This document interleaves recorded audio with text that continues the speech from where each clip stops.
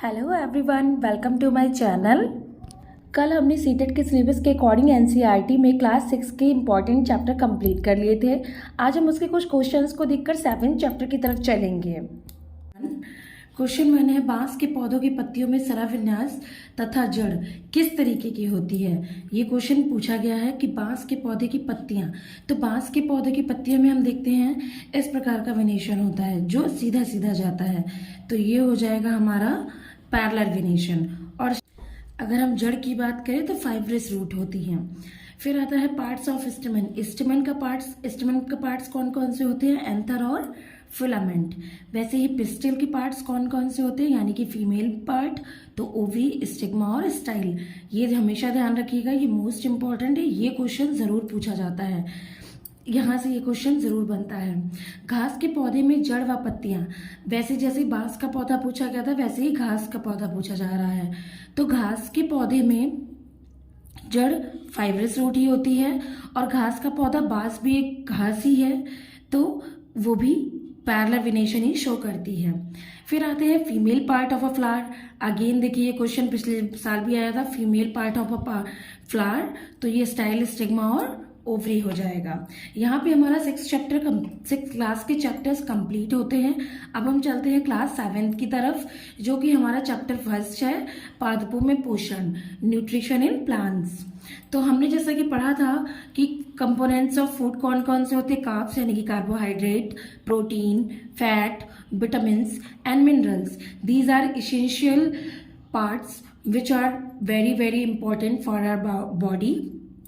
सजीवों द्वारा भोजन ग्रहण करने व इसके उपयोग की विधि को, सजीवों द्वारा भोजन, जिनमें जीवन होता है, जान होती है, जैसे हम हैं, जानवर हैं, वो उनके उपयोग की विधि और वो भोजन को कैसे कंज्यूम करते, वो पोषण कहलाता है। पोषण 2 तरीके का होता है, स्वपोषण और विषम पोषण। स्वपोषण वह होता है जैसे प्लांट ऑटोट्रॉप, जो अपना भोजन स्वयं बनाते हैं, जो जीव अपना भोजन स्वयं बनाते हैं उन्हें स्वपोषी कहते हैं, जैसे प्लांट्स। विषमपोषी जो कि दूसरों पर डिपेंड रहते हैं, वे जीव जो अपना भोजन खुद से ना बनाकर दूसरों पर डिपेंड रहते हैं, उन्हें विषमपोषी कहते हैं, जैसे कि एनिमल्स। हम किसी न किसी तरीके से पौधों पर या जानवरों पर ही निर्भर है, तो हम भी हेटेरोट्रॉप्स में ही आते हैं, विषमपोषी में आते हैं। अब आते हैं प्रकाश संश्लेषण या फोटोसिंथेसिस की प्रोसेस पे। तो पादपों में खाद्य संश्लेषण का प्रक्रम। अब हम ये जानेंगे कि कैसे ये प्रोसेस होती है। पहली बात तो पत्तियों को हम खाद्य फैक्ट्रियां कहते हैं, फूड फैक्ट्रीज ऑफ प्लांट्स। पत्ती की सतह पर जो सूक्ष्म रंध्र पाए जाते हैं, पत्ती की सतह पर ये जो सूक्ष्म रंध्र होते हैं उन्हें स्टोमेटा कहते हैं। स्टोमेटा से क्या होता है, जो पोर्स होते हैं उनसे CO2 प्रवेश करती है। छोटे छोटे पोर्स होते हैं जो कि लीव्स में देखने को मिलते हैं, वहां से ये प्रवेश करती है। यह रंध्र गार्ड सेल्स द्वारा घिरे रहते हैं। ये गार्ड सेल्स क्या होती हैं, ये भी मैं आपको ब्रीफली समझाऊंगी। ये गार्ड सेल से घिरे रहते हैं और ऐसे छिद्रों को रंध्र या स्टोमेटा कहते हैं। ये देखिए स्टोमेटा है, ये इसकी गार्ड सेल्स होती हैं। उसके बाद ये इसका सरफेस व्यू है और ये वाला इसका क्रॉस सेक्शन है। अब यहाँ पे ये देखिए ये स्टोमेटा है, ये क्लोरोप्लास्ट और ये न्यूक्लियस होता है। अब हम चलते हैं इसके मैकेनिज्म पे। ये देखिए लीफ है, लीफ से आपको CO2, O2, H2O दिखेंगे इसमें। और उसके बाद अगर हम सेकंड पार्ट पे आए तो इसमें आपको ये दिख रहा होगा, ये स्टोमेटा ओपन है और ये वाले क्लोज हैं। जब ये खुलता है तो ट्रांसपिरेशन की प्रोसेस होती है, बंद हो जाता है। अब हम आते हैं एनिमल सेल पर। एनिमल सेल में देखिए क्या क्या होता है, सेल मेम्ब्रेन होती है जिसे हम कोशिका झिल्ली कहते हैं, क्रोमोसोम होते हैं, राइबोसोम होती है, माइटोकॉन्ड्रिया होते हैं। यहाँ से क्वेश्चन जरूर बनता है कि एनिमल सेल में आपसे या तो ये पूछ लेगा कि इनमें से क्या प्रेजेंट होता है, 4 ऑप्शन देखिए, या फिर इनमें से क्या एब्सेंट होता है, क्या इनमें से नहीं पाया जाता है। 4 ऑप्शन दे दी जाएंगे, सेल मेम्ब्रेन, क्रोमोसोम या राइबोसोम, और एक चीज एब्सेंट कर दी जाएगी। मैंने यहाँ पे एक क्वेश्चन रखा हुआ है कि जब माइटोकॉन्ड्रिया में ATP का फॉर्मेशन होता है तो राइबोसोम में क्या होता है, माइटोकॉन्ड्रिया में ATP होता है तो राइबोसोम में प्रोटीन होगा। किन सेल्स के पास स्वयं का DNA होता है, मतलब ऐसी कौन सी सेल्स हैं जिनके पास खुद का DNA होता है, तो प्लास्टिड्स होते हैं और माइटोकॉन्ड्रिया होती हैं। जीवित जीवों के सेल यानी कि एनिमल सेल में क्या होता है, तो सेल मेम्ब्रेन होती है। और हाँ, जो मैंने भी क्वेश्चन पूछा था, सेल्स के पास खुद का DNA किसके पास होता है, तो प्लास्टिड्स, माइटोकॉन्ड्रिया, ये छूट गया, इसको बोलते हैं न्यूक्लियस। ये 3 चीज़ें होती हैं जिनके पास खुद का डीएनए होता है। अब हम बात करते हैं फोटोसिंथेसिस प्रोसेस की।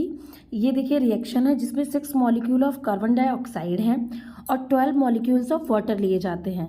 लाइट की प्रेजेंस रहती है, प्लांट एंजाइम्स या क्लोरोफिल भी कह सकते हैं जिसे हम। फिर इसमें 1 मॉलिक्यूल ग्लूकोज का बन 6 मॉलिक्यूल्स ऑफ ऑक्सीजन के होते हैं और 6 मॉलिक्यूल्स ही वाटर के निकलते हैं। ये एक बैलेंस रिएक्शन है। देखिए मैंने इसको बैलेंस करके दिखाया हुआ है, ठीक है। अब हम लोग स्टार्च क्या होता है, एक कार्बोहाइड्रेट ही है, पत्तियों में भोजन के रूप में संचित रहता है, ठीक है। तो ये जो स्टार्च होता है कि अगर ये क्वेश्चन बनता है कि स्टार्च क्या, तो स्टार्च भी कार्बोहाइड्रेट है और कहाँ संचित आता है, किसमें, तो पत्तियों में भोजन के रूप में। हरे तने जो होते हैं, हरी शाखाएं होती हैं, मतलब पत्तियों के अलावा भी फोटोसिंथेसिस कहाँ कहाँ होगी, तो जहाँ भी ग्रीन पार्ट्स होगा जैसे हरे तने, हरी शाखाएं, उनमें भी फोटोसिंथेसिस होगी। अब हम बात करते हैं मरुस्थलों में, रेगिस्तानों में जो बाष्पोत्सर्जन यानी ट्रांसपिरेशन की जो प्रोसेस होती है, पानी का भाप में जो कन्वर्ट होना होता है, वो द्वारा जल क्षय को कम करने के लिए पत्तियों का शल्क और शूल में चेंज हो जाना। मतलब कि क्या है, जैसे हम कह रहे हैं कि रेगिस्तान में जब पानी की वहाँ कम मात्रा में पानी होता है, उस वजह से ऐसा होता है कि पत्तियां जो होती हैं पानी कम खर्च हो उसकी वजह से कांटों में या पाइन्स में चेंज हो जाती हैं। जैसे हमने पेड़ देखा है नागफनी, कैक्टस, ये हमें मोस्टली ऐसी जगह में देखने को मिलता है जहाँ पर पानी की कमी होती है। फिर आते हैं हम पादपों में कार्बोहाइड्रेट के अतिरिक्त अन्य खाद्यों का संश्लेषण। मतलब प्लांट्स में हम देखेंगे कार्बोहाइड्रेट के अलावा कौन कौन से और सब्सटेंसेस पाए जाते हैं। जैसे प्रोटीन एक नाइट्रोजनस पदार्थ है, नाइट्रोजनी पदार्थ है। इसके अलावा प्रोटीन में कार्बन, हाइड्रोजन, ऑक्सीजन और नाइट्रोजन, ये तो मैंने बता ही दिया नाइट्रोजनी पदार्थ है तो नाइट्रोजन ही होगा। इसके अलावा कार्बन, हाइड्रोजन, ऑक्सीजन पाया जाता है। सॉइल में अगर हम मिट्टी की बात करें तो कुछ विशेष प्रकार के जीवाणु होते हैं जो गैसियस फॉर्मेशन, नाइट्रोजन हमें पता है हमारे एनवायरनमेंट में सबसे ज्यादा मात्रा में है 78%। जो ये 78% हमारी नाइट्रोजन है, लेकिन वो गैसियस फॉर्म में है। उस गैसियस फॉर्म को हम चेंज करके, यूज करके यौगिकों में उसे परिवर्तित कर देते हैं। पादपों में पोषण की अन्य विधियां। अब हम अन्य विधियों पे आएंगे तो क्या, सबसे पहले विषमपोषी। विषमपोषी मतलब परजीवी जो अन्य पादपों द्वारा निर्मित खाद्य पदार्थों पर निर्भर रहते हैं। जब कोई और भोजन बनाएगा तो परजीवियों की आदत होती है ये खुद से खाना नहीं बना सकते। जैसे इसका एग्जांपल है कसकुटा या अमरबील, इसमें क्लोरोफिल होता ही नहीं है। जब क्लोरोफिल नहीं होगा तो ये अपना भोजन बना ही नहीं पाएंगे। इस वजह से इन्हें दूसरों पर डिपेंड रहना ही पड़ता है।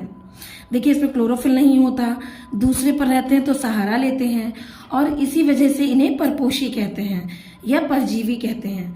दूसरे टाइप में आते हैं तो कीटभक्षी।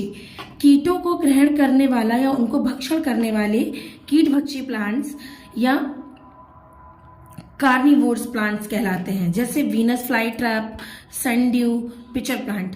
पिचर प्लांट का हम आपको भी डायग्राम दिखा रहे हैं। अब ये तो हो गया पिचर प्लांट। अब हम चलते हैं क्वेश्चन की तरफ कि एक्स कोई पौधा है जो सपोषी के साथ साथ विषमपोषी भी है, तो वो क्या होगा, पिचर प्लांट। मतलब ये अपना भोजन बना तो स्वयं रहा है, क्योंकि ये कीट को आपने देखा भी, इंसेक्ट को अपने आप पकड़ता है, तो भोजन तो अपना खुद बना रहा है, इस वजह से सपोषी भी हो गया। लेकिन दूसरे पे डिपेंड है, जब आएगा फंसेगा तब हम खाएंगे, तो इस वजह से ये विषमपोषी भी हो गया। तो अगर ये क्वेश्चन बनता है तो इसका आंसर हो जाएगा पिचर प्लांट या घटपर्णी। फिर हम आते हैं सैप्रोपोडिक या मृतजीवी। मृतजीवी की बात करेंगे तो कवक या फंजाई कहलाते हैं। मरे जीवों, सड़े गले पौधों, खाद्य पदार्थों पर ये उगते हैं, जिसमें कि मशरूम और कवक आते हैं। अब मैं आपको पिचर प्लांट दिखाती हूँ। ये देखिए, ये पिचर प्लांट है। ये जो पत्तियां हैं ना, यही घड़ी की तरह इसका कैप बना लेती हैं। इसकी मैकेनिज्म ये देखिए, जैसे ये एक कीड़ा है, ये एक इंसेक्ट है। अब ये धीरे धीरे जब चलना शुरू करता है तो इसे तो पता नहीं है, ये इसकी खुशबू तो नहीं कहेंगे, गंध आती है, बदबू होती है, लेकिन इंसेक्ट्स के लिए ये गंध अट्रैक्टिव होती है, जिस वजह से ये इस पौधे के पास में आ जाते हैं। और जैसे ही ये इसके ऊपर बैठते हैं, धीरे धीरे ये समझ जाता है कि कोई इंसेक्ट इसमें आ चुका है, और ये देखिए ये धीरे से ऐसे बंद हो जाता है और फिर ये इंसेक्ट उसी में फंस जाता है और धीरे धीरे ये इसको खा जाता है। ये इसकी मैकेनिज्म है। इसके बाद हम प्रोसेस देखेंगे सिम्बियोसिस की प्रोसेस। सिम्बियोसिस की प्रोसेस मतलब सहजीवी, दो पौधे एक दूसरे को साथ रहते हैं व लाभ पहुंचाते हैं। सिर्फ एक दूसरे के साथ नहीं रहते हैं बल्कि लाभ भी पहुंचाते हैं वो पौधे, जैसे लाइकिन। लाइकिन में क्या होता है कि नीचे वाली जो जड़ होती है वो कवक होती है यानी कि फंजाई होती है, और ऊपर की जो पेड़ होता है वो एल्गी यानी कि शैवाल होता है। अब होता क्या है कि इसकी जड़ तो खुद की है नहीं, लेकिन इसे भोजन बनाने के लिए भी ग्रीन है, इसको भोजन बनाने के लिए चाहिए इस, ये देखिए ये हो गया, इसके पास वाटर है, एल्गी फंजाई के पास वाटर है जो ये एल्गी को देगा और इससे ये फूड बनाएगा और ये फूड इसे देगा। तो ये एक दूसरे को कहीं ना कहीं हेल्प कर रहे हैं। ये फंजाई एल्गी को वाटर दे रहा है और जो एल्गी है वो इसको फूड दे रहा है। इस वजह से लाइकेन को एक सहजीवी कहा जाता है और इसको नेचुरल इंडिकेटर भी कहते हैं। जहां देखना होगा कभी भी आपको, अगर जैसे आप दिल्ली चले जाइए, दिल्ली की साइड में आपको लाइकेन्स बहुत कम मात्रा में मिलेंगे। क्यों? क्योंकि लाइकेन्स नेचुरल इंडिकेटर दिखाते हैं कि कितना साफ या स्वच्छ वातावरण है या प्रदूषण है कि नहीं है। ये प्रदूषण के इंडिकेटर होते हैं। तो दिल्ली में आपको लाइकेन बिल्कुल नहीं मिलेंगे। और अगर आप ऐसी जगह चले जाते हैं जहाँ बहुत साफ स्वच्छ वातावरण है, जैसे हिल स्टेशन है, तो आपको सबसे ज्यादा लाइकेन्स देखने को मिल जाएंगे। फिर हम ये हमारा क्लास 7th का चैप्टर फर्स्ट फिनिश हो गया according to NCERT CTET syllabus. हमने एनसीईआरटी का फर्स्ट चैप्टर कंप्लीट कर लिया है।